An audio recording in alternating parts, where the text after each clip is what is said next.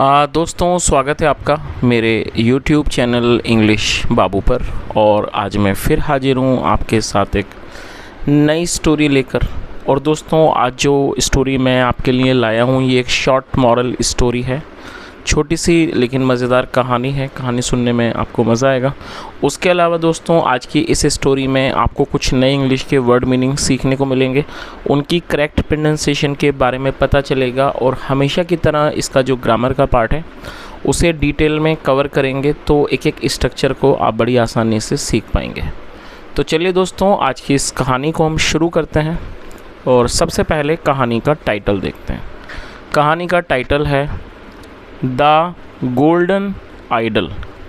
दोस्तों गोल्डन का मतलब होता है सोने का या फिर सुनहरा, और IDOL आइडल का मतलब होता है मूर्ति। द गोल्डन आइडल का अर्थ हुआ कि सुनहरी या कह सकते हैं सोने की मूर्ति। तो दोस्तों ये आज की इस कहानी का टाइटल है, शीर्षक है। और अब मैं इसे पढ़ना शुरू करता हूँ। आप लोगों से रिक्वेस्ट है कि आप कहानी को बिल्कुल ध्यान से सुनें, और यदि आज की कहानी में आपको कोई भी नया शब्द या फिर नया स्ट्रक्चर मिले तो आप उसको नोट करें, और यदि कहानी अच्छी लगे तो लाइक भी ज़रूर करें। तो चलिए इसको शुरू करते हैं।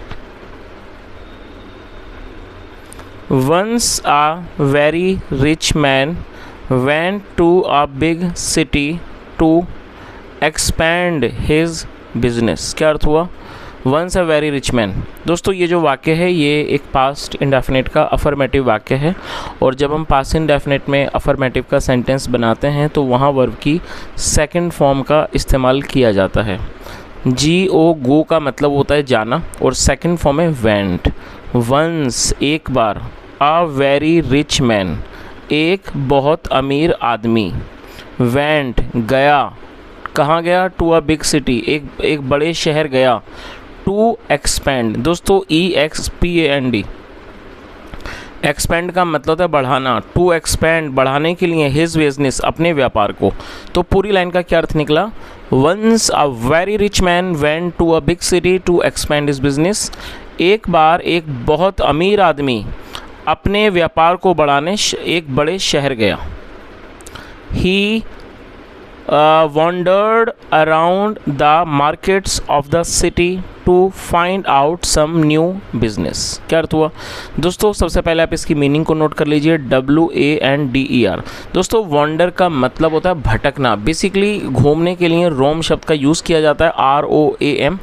और लेकिन जब हम कोई ऐसा वाक्य बनाएंगे जहाँ पर हम दिखाते हैं भटकना, भटकने का मतलब है कोई व्यक्ति बिना किसी उद्देश्य के इधर उधर घूमे, इधर उधर फिरे, तो उसको wander कहा जाता है। और सेकंड फॉर्म है wandered।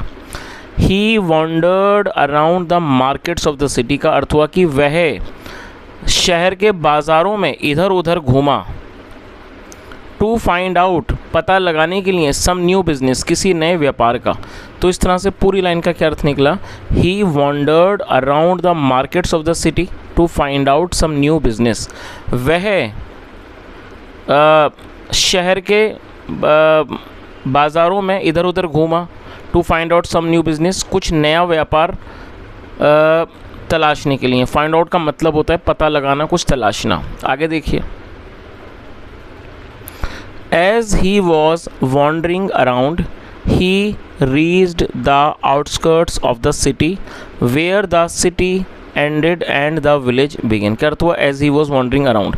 दोस्तों ये पास्ट कॉन्टीन्यूस का सेंटेंस है। पास्ट कॉन्टीन्यूस मतलब ऐसे वाक्य जहां वाक्यों की टेल पर रहा था, रही थी जैसे शब्द आते हैं। ऐसे वाक्यों में वॉज या वर का यूज़ किया जाता है हेल्पिंग वर्ब के तौर पर, साथ में फोर्थ फॉर्म लगाई जाएगी। और यहाँ जो सब्जेक्ट है वो ही है, मतलब सिंगुलर है, सिंगुलर के साथ वॉज का यूज़ किया जाता है। क्या अर्थ हुआ? As he was wandering around, और जब वह इधर उधर भटक रहा था। He reached the outskirts of the city. Reach मतलब पहुंचना, सेकंड फ्रॉम रीच्ड। आउटस्कर्ट का मतलब होता है सरहद या सीमा। वो शहर की के बाहर पहुंचा, मतलब शहर की सरहद पर पहुंच गया। वेयर द सिटी एंडेड, जहां शहर ख़त्म होता था। एंड द विलेज बिगेन, और जहां गांव शुरू होता था। तो इस तरह से पूरी लाइन का क्या अर्थ निकला कि जब as he was wandering around जब वह इधर उधर भटक रहा था। He reach the outskirts of the city, वह शहर के सरहद पर पहुंचा। वेयर द सिटी एंडेड, जहाँ शहर ख़त्म होता था। एंड द विलेज बिगेन, और जहाँ गांव शुरू होता था। आगे देखिए, there he saw some ruins of ancient temples. दोस्तों ये भी पास्ट इंडेफिनिट का वाक्य है जहाँ पे सेकंड फॉर्म लगाई जाती है। देखिए SEEC का अर्थ होता है देखना, और सेकंड फॉर्म है SAW। आप में से ऐसे कई लोग होंगे जो इसको अभी भी सा पढ़ते होंगे। और दोस्तों प्रोनाउंसिएशन की तरफ आप ज़्यादा ध्यान दें, क्योंकि यदि आप स्पोकन इंग्लिश सीखना चाहते हैं तो प्रोनाउंसिएशन बहुत ज़्यादा ज़रूरी है।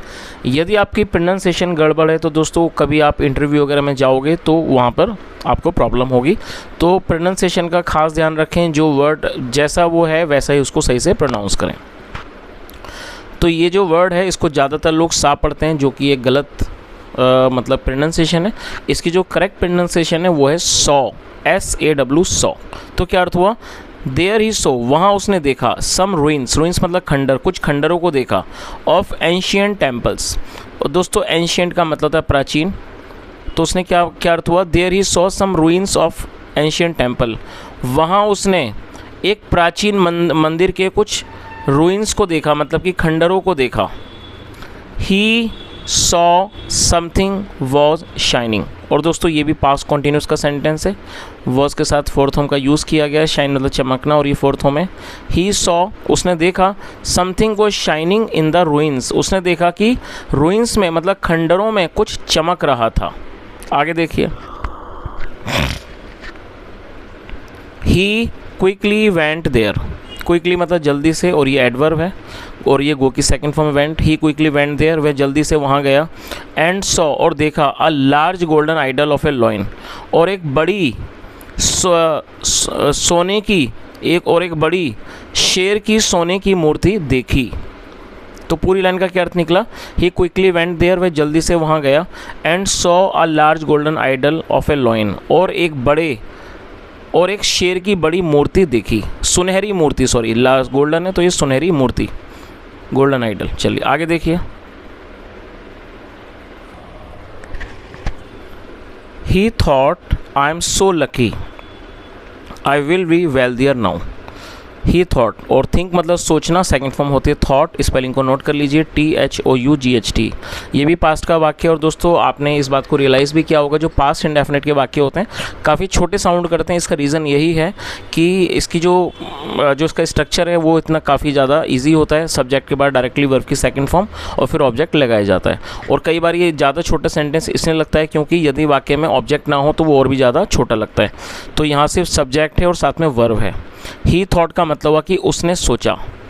आई एम सो लकी, मैं बहुत भाग्यशाली हूँ। और दोस्तों ये जो वाक्य है ये एक सिंपल प्रेजेंट का सेंटेंस है। सिंपल प्रेजेंट का अर्थ होता है वर्तमान में। ऐसे जब हम वाक्य बनाते हैं जहाँ इज एम आर का यूज़ किया जाता है हेल्पिंग वर्ब के रूप में, साथ में कोई भी नाउन या फिर एडजेक्टिव को लेकर वाक्य को बनाया जाता है। तो उसने क्या सोचा, आई एम सो लकी, मैं बहुत भाग्यशाली हूँ। I will be wealthier now, अब मैं और अमीर हो जाऊँगा। वेल्थियर मतलब और अमीर, अब मैं और अमीर हो जाऊँगा। Should I take this idol home or not. दोस्तों देखिए पहले मैं शुड के बारे में आपको थोड़ा बताता हूँ कि शुड का यूज़ कब किया जाता है। शुड का प्रयोग दोस्तों वाक्यों में सलाह को दर्शाने के लिए किया जाता है। हम आमतौर पर ऐसे जब हम इंग्लिश में बातचीत करते हैं तो कई बार ऐसे वाक्य बनाते हैं जहाँ पर हम किसी तरह की सलाह को दिखाते हैं। जैसे मान लीजिए आप किसी को भी कोई सलाह दे रहे हैं कि आपको समय पर जागना चाहिए, आपको रोज़ स्कूल जाना चाहिए, आपको झूठ नहीं बोलना चाहिए, आपको मेहनत करनी चाहिए। तो ऐसे कई बार हम वाक्य बनाते हैं जहां हम किसी व्यक्ति को कोई सलाह देते हैं। वो सलाह किसी व्यक्ति के लिए हो सकती है, वो हमारे लिए भी हो सकती है। तो इस बात को ध्यान में रखें, जब भी आप कोई ऐसा वाक्य बनाएंगे जहां पर आप सलाह देते हैं तो वर्तमान के वाक्यों में आपको शुड का यूज़ करना है हेल्पिंग वर्ब के रूप में। तो आप आसानी से वाक्य बना सकते हैं। और दोस्तों शुड के साथ आपको वर्ब की फर्स्ट फॉर्म लगानी है। जैसे मान लीजिए मैं एग्जाम्पल देता हूँ, आपको रोज़ स्कूल जाना चाहिए। तो इस वाक्य में मैं आपको सलाह दे रहा हूँ कि आपको रोज़ स्कूल जाना चाहिए। ये अफर्मेटिव है, तो इसको हम कैसे ट्रांसलेट करेंगे, you should go to school every day. तो याद रखिए जब भी सलाह होगी तो शुड आएगा और साथ में वर्ब की फर्स्ट फॉर्म, लेकिन कब, जब वो वर्तमान में वाक्य होगा। और दोस्तों ये उसी तरह का वाक्य है जहाँ पर शुड का यूज़ किया गया, शुड पहले लगाया, तो ये इंट्रोगेटिव सेंटेंस है। और इस बात को दोस्तों आप ज़रूर नोट करें, जब हम कोई भी इंट्रोगेटिव सेंटेंस बनाएंगे तो उसमें हमेशा ही जो हेल्पिंग वर्ब है वो आगे आएगी। मतलब पहले उसको लिखेंगे, फिर सब्जेक्ट और उसके बाद वर्ब की फर्स्ट फॉर्म। इस तरह से इंट्रोगेटिव सेंटेंस बनाए जाते हैं। तो यहाँ पर क्या अर्थ हुआ, should I take this idol home or not. और दोस्तों टेक का मतलब था ले जाना। तो उसने क्या सोचा, should I take this idol home or not, क्या मुझे इस मूर्ति को घर ले जाना चाहिए या फिर नहीं। चलिए दोस्तों, शुड के बारे में मैंने आपको बताया। अब मेरी आपसे रिक्वेस्ट है कि अब मैं जो भी आपको होमवर्क दूंगा, मैं आपको आज 4-5 सेंटेंसेस दूंगा। आप यदि शुड का इस्तेमाल करना सीख गए तो आप ज़रूर उनको ट्रांसलेट करें और आप उन्हें कमेंट में ज़रूर बताएं। चलिए नोट कर लीजिए। पहला सेंटेंस है, आपको समय पर सोना चाहिए। आई रिपीट द सेंटेंस, आपको समय पर सोना चाहिए। नेक्स्ट सेंटेंस है, आपको झूठ नहीं बोलना चाहिए। आपको झूठ नहीं बोलना चाहिए। अगला सेंटेंस नोट कर लीजिए, क्या मुझे घड़ी खरीदनी चाहिए। आई रिपीट द सेंटेंस, क्या मुझे घड़ी खरीदनी चाहिए। नेक्स्ट सेंटेंस यूज़ कर भी लिख लिए दोस्तों। और जो अगला सेंटेंस मैं दूंगा वो थोड़ा सा टफ होगा क्योंकि उसमें इंट्रोगेटिव वर्ड का प्रयोग होगा। देखते हैं इस वाक्य को कौन बनाता है। मुझे कौन सी कार खरीदनी चाहिए। आई रिपीट द सेंटेंस, मुझे कौन सी कार खरीदनी चाहिए। तो दोस्तों 4 मैंने आपको वाक्य दिए हैं, चारों ही सलाह वाले वाक्य हैं। आप इन्हें ज़रूर बनाएं और कॉमेंट में इसको आप ज़रूर शेयर करें और मैं पॉसिबल होगा मैं उस पर रिप्लाई भी करूँगा। चलिए आगे देखिए। ही थॉट अगेन, उसने दोबारा सोचा। बट लेकिन, what is the use of this idol. तो उसने क्या सोचा, लेकिन इस मूर्ति का क्या इस्तेमाल है। और दोस्तों ये भी सिंपल प्रेजेंट का वाक्य है जहाँ इसका यूज़ हेल्पिंग वर्ब के रूप में किया गया है। उसने दोबारा क्या सोचा, but what is the use of this idol, लेकिन इस मूर्ति का क्या इस्तेमाल है। The lion's face can scare me at night. दोस्तों स्केयर मतलब होता है डराना। तो उसने क्या सोचा, the lion's face can scare me at night. शेर का चेहरा मुझे रात को डरा सकता है। आई थिंक, मुझे लगता है, I should send my servants to fetch it. और यहाँ भी शुड का यूज़ किया गया, सलाह का वाक्य है। और दोस्तों फैच का मतलब होता है लाना। तो उसने आगे क्या सोचा, आई should send my servants. Send मतलब भेजना, मुझे अपने नौकरों को भेजना चाहिए, टू फैच इट, इसे लाने के लिए। And I will watch it, और मैं इसको देखूँगा, only from a safe distance, मतलब मैं इसे सिर्फ एक सुरक्षित दूरी से देखूँगा। चलिए, ये जो व्यक्ति था बहुत ज़्यादा डरपोक था, तभी वो जो था उसने क्या सोचा कि मैं अपने नौकरों को भेजूँगा इस मूर्ति को लेने के लिए। सो इसलिए the man walked away. Walk away मतलब चले जाना, इसलिए जो आदमी था वो चला गया। He did not know how to utilise such wealth. दोस्तों ये पास्ट इंडेफिनिट का नेगेटिव सेंटेंस है। और याद रखें, पास्ट इंडेफिनिट में जब नेगेटिव का कोई वाक्य होगा तो सब्जेक्ट के बाद डिड नॉट और साथ में फर्स्ट फॉर्म लगाई जाएगी। अफर्मेटिव में सेकंड फॉर्म, लेकिन नेगेटिव में या फिर इंट्रोगेटिव नेगेटिव में हमें फर्स्ट फॉर्म ही लगानी होती है। तो क्या अर्थ हुआ, ही डिड नॉट नो, वह नहीं जानता था, how to utilise such wealth, इस तरह की संपत्ति का, इस तरह के धन का कैसे इस्तेमाल करें। यूटिलाइज मतलब सही इस्तेमाल करना। तो दोस्तों ये आज की छोटी सी कहानी थी। यदि आपको पसंद आई हो, मेरे पढ़ाने का प्रयास अच्छा लगा हो, आपको आज का सेशन पसंद आया हो, तो आप इस वीडियो को लाइक करें, शेयर करें, दोस्तों के साथ ज़रूर शेयर करें। जो लोग इंग्लिश सीखना चाहते हैं, आपके चाहे वो आपके घर में हो, परिवार में हो, या जो भी आपके दोस्त हों जो इंग्लिश ट्रांसलेशन ग्रामर सीखना चाहते हैं, इस वीडियो को ज़रूर उनके साथ शेयर करें, क्योंकि ऐसे कई लोग हैं जो इंग्लिश सीखना चाहते हैं। तो आपके इस शेयर से उनकी हेल्प होगी। उसके अलावा दोस्तों यदि आपके पास कोई भी सजेशन हो, फीडबैक हो, तो आप कमेंट में ज़रूर बताएं, जो भी आपका एक्सपीरियंस हो। यहाँ तक सुनने के लिए thank you so much. Have a nice day and bye.